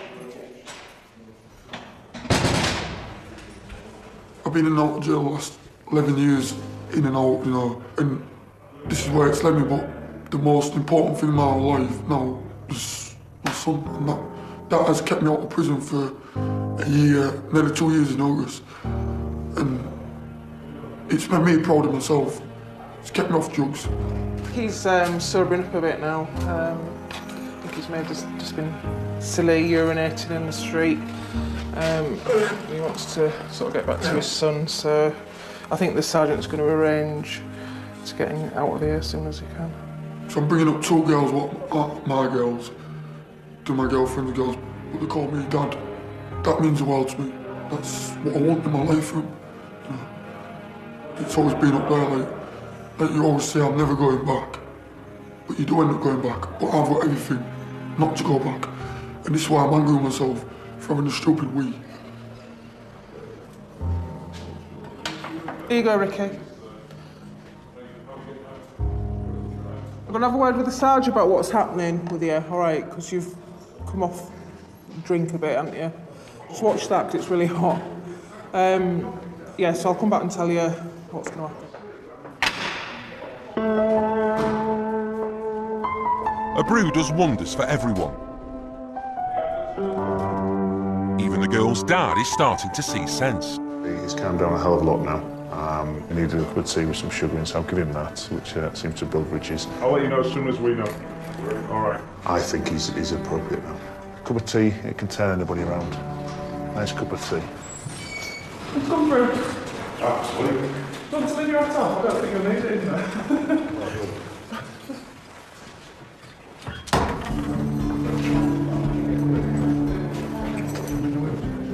You've been doing something. Busting at school, you.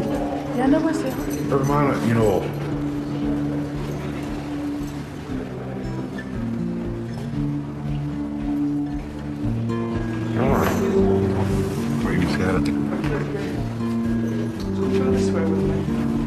Both girls will now have Dad in on their interviews. Could look at the triage side of things. There has to be an admission. It can't be that they're denying it. Unfortunately, if there is a denial, it'll go straight to court because there's no other process that we can do if they're not admitted to court. Triage means they'll be released without further action, as long as they know what they did was wrong. You've been arrested for shop theft for a £1.65 packet of bandages. Yeah, we had £1.50 for... I gave you money this morning. And then, yeah, I know, but we had to get a bandage for... I always give you money. Yeah, I know. You always ask me for money. So you've gone into Tesco's with your sister, yeah? Don't cry. I'm not showing that yet. We've got to get you some tissues. I'm not showing. Just like your pennies, darling. Come here. I knew you'd be upset. So were you on your way to school? Yeah. Is that where you were going? Okay. What was wrong with his arm? Why did she need a She's bandage? like, do you know what people have done, like a sort of nice challenge? Yes. That she's done them, and like one of them started bleeding, so and it goes all down her arm. So you knew that you were going to need a bandage, and you knew you didn't have enough money, and you knew that you were going to steal it. Is that what you're saying to me? Oh, I didn't know I was going to steal it until like we worked out how much we had left because we thought we'd had enough out there, and when we got the entrance and that, but we didn't. And then like police came and started kicking off, and then they put her in handcuffs because she was like real stressy. So you understand that taking something from a shop that's not yours is wrong without paying for it, okay? And this is the consequence of that. Even when you're doing it for the best of intentions, you're still stealing. The daft thing is they've got a first aid point in St Stephen, so if you'd have gone to one of the security guards, they're just giving her a bandage. Yeah, I know. All right. So let's get you in there. I'm a bit annoyed because I brought a bandage. I mean, I said her money this morning, I should never have pinched it. If I knew she was always out, I'd have got home myself. She's all yours. Now it's the older sister's turn, and she's in bigger trouble. Also accused of assaulting the security guard. If it had been heard at the scene, then they wouldn't be here. Like the security already said, we'd have dealt with it in-house when we got the police involved. So it's gone from a simple, low-value shop theft to a possible assault coming into custody, going through the system. Tell me what happened. We tried just getting out, and he pushed me against the wall, and I didn't like it, so I kicked off, and I started punching him, kicking him, and hitting him, and ramming him into the door. And then the police came. You probably needed to take your details first, I would think, and that's maybe why they were asking you to stay a little bit longer. It was no need pushing against the wall.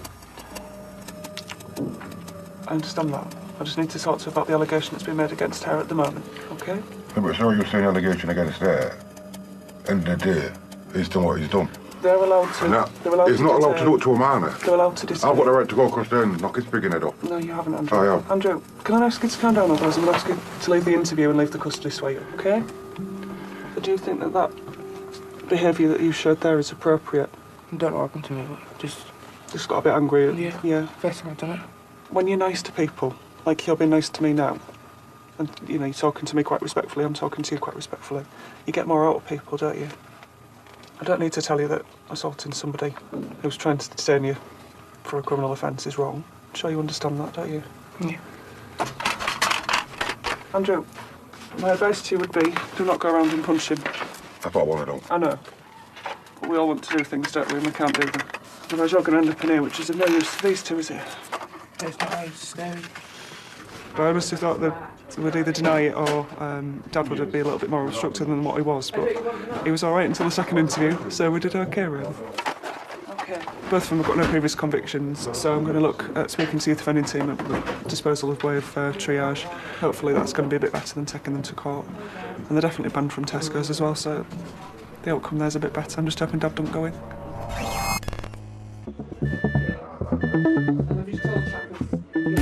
John Farrow, the man who crashed his car but wasn't over the limit, is getting impatient.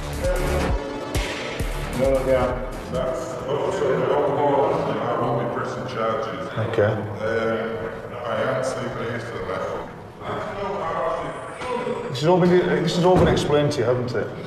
It has. You've been locked up for unfit for a drink or drugs, so it's an impairment. All right, following the accident you had, Do you remember that much? No, I don't remember, no, actually. Exactly. So that suggests to me that you're still under the influence.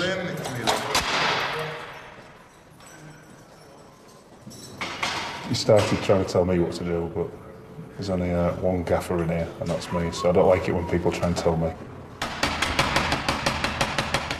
He's still obviously under the influence of something. To work out what he's under the influence of, the cops have another trick up their sleeve. These boys are here to do the field impairment test, which is a series of interesting little tests to see if they think that he's under the influence. If they deem that he is, then they will ask for an FME to come out and take blood, obviously for the offensive impairment. Can you take him down with the traffic officers into the yard? Yeah. Take him that way. Right. Won't take too long, but it's just a series of tests to see whether you're actually impaired to drive. There he goes. Now the Bobby's showing him how to do it. You must raise your right foot, keeping your legs straight and your toes pointing forward. This is the one-leg stand test. He's got to lift his foot, pointing your toe up to 6 to 8 inches off the ground. Count out loud. 1001, 1002. 1,000 to 1,000. I know it wobbles if I do that. Can I have a straight bit of ground? Because my ground goes downhill, I think. Which bit would you like then? You want to stand on my bit now? Yeah. Right, next one is called the finger and nose test. When I tell you which hand to move, you must touch the tip of your nose with the tip of that finger. Might have the old... Yeah, Warren. Goes up here. Right, next one. You must take 9 heel-to-toe steps along the line. Where to walk toes to toe and not go off the line. Right, keep your left foot on the line and spin round using little steps. Either the line keeps moving or he's not adhering to that line. Right, done. Come on here then, young man. I'm not supposed to drive, I think. Okay. Because you're mine, I walk the line. Right. I would say that he has passed the test.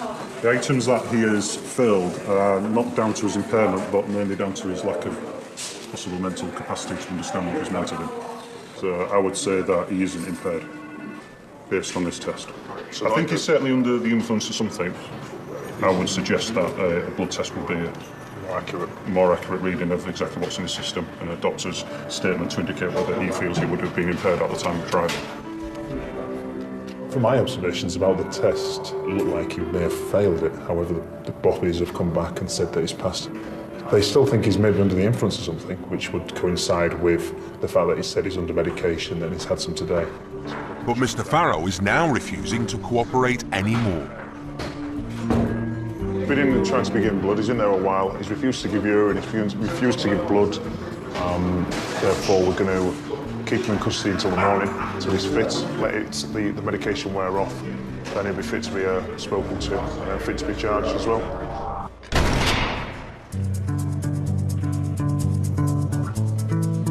A night in the cells brings most people to their senses. As a new day dawns at Priory Road, it's checking out time. And first to leave are the 2 boys suspected of stealing lead from a roof. Having admitted their crime, they're about to be released without a charge. All the 11-year-old needs to worry about is his mum.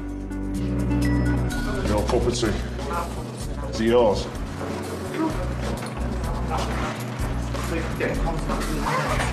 Stay away from them. It's a lot older than you. You need some friends of your own age. Do normal things. Playing football.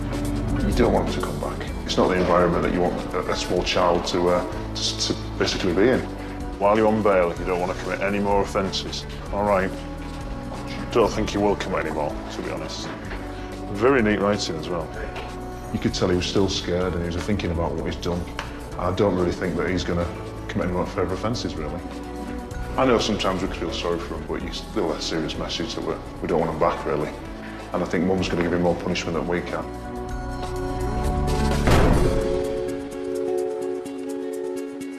Look at that family. Lovely. That's what I miss, you know. Ricky Love is also being reunited with his child. Thank you anyways For weeing in public, he's got a 12-month conditional discharge. Didn't really mean no harm, but it's the way for it. How are you feeling at the moment? Different. John Farrow, the man who crashed his car, was under the influence of drugs. Prescription painkillers for a bad back. I hadn't been to my doctor for a while, and my tablets was all coming down to my last ones. But I didn't realise even that I shouldn't have been taking certain tablets for even myalgia. It didn't even click in. Right, Mr. Farrow, are you fit and well to get home? I will do my best. He wasn't done for the crash, but for refusing the blood test. He was fined £50 and banned from driving for a year. I must admit, next time I see any of you, I will run. Well, you better start running now then. Anyway, I'll see you later, Mr. Farrow. You'll be with us again in about a month, OK? I can imagine. Right, cheers. The father of the two shoplifters is nervously awaiting their fate. It's like what I did years ago. I went in there and it didn't work for me years ago. So. When I say they've all good girls. It's actually got a bad temper. Hopefully it'll stop them from coming back in here. But Dad's got to help them do that. They're both going to be triaged, which means they're going to get released. As far as we're concerned, it's over and done with. There's no criminal conviction or anything like that. We do need, obviously, your support of it, though, because what we want to do is make sure triage works, because we don't obviously want them back in police custody. I don't know how you feel about that. I'll do everything when they get home. They're going to get a telling off from you when you get back. Oh, yeah. Yeah. OK, well, what we'll do then is we'll go to the desk and explain to the girls what's happening. I've been to learn the lesson. 16 DX. Well, cheer up, definitely, haven't you? State of you. Obviously, it's been explained what's happening. There's going to be no further action at this time. The truth has set them free. But was it the whole truth? Well, you've got money there, look. What is that? So why didn't you buy it? Cheers. Go on. In the nicest possible way, I don't want to see you here again. OK? All right, so you're free to go. Good. I've been here 5 hours. OK, well, I'll give you a ring later on just to see how I am. Right. All right, cheers. I'm happy with them, but I'm also annoyed that they pinched a bandit when they got money on them. They could have paid for it. For the sake of what's 10 pence. Could have avoided all this, couldn't you? Yeah? Where we can, we'll deal with juveniles outside of the custody and get other agencies involved like you've offended. But it can't be nice for people to come in here. I know I'm not having it, but it's nice seeing me, but not with kids in it.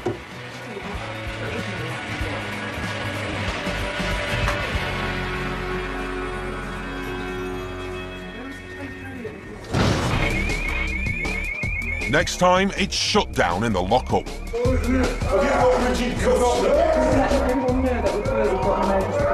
A man who's been seized is having a seizure. Another man picked up is having a paddy.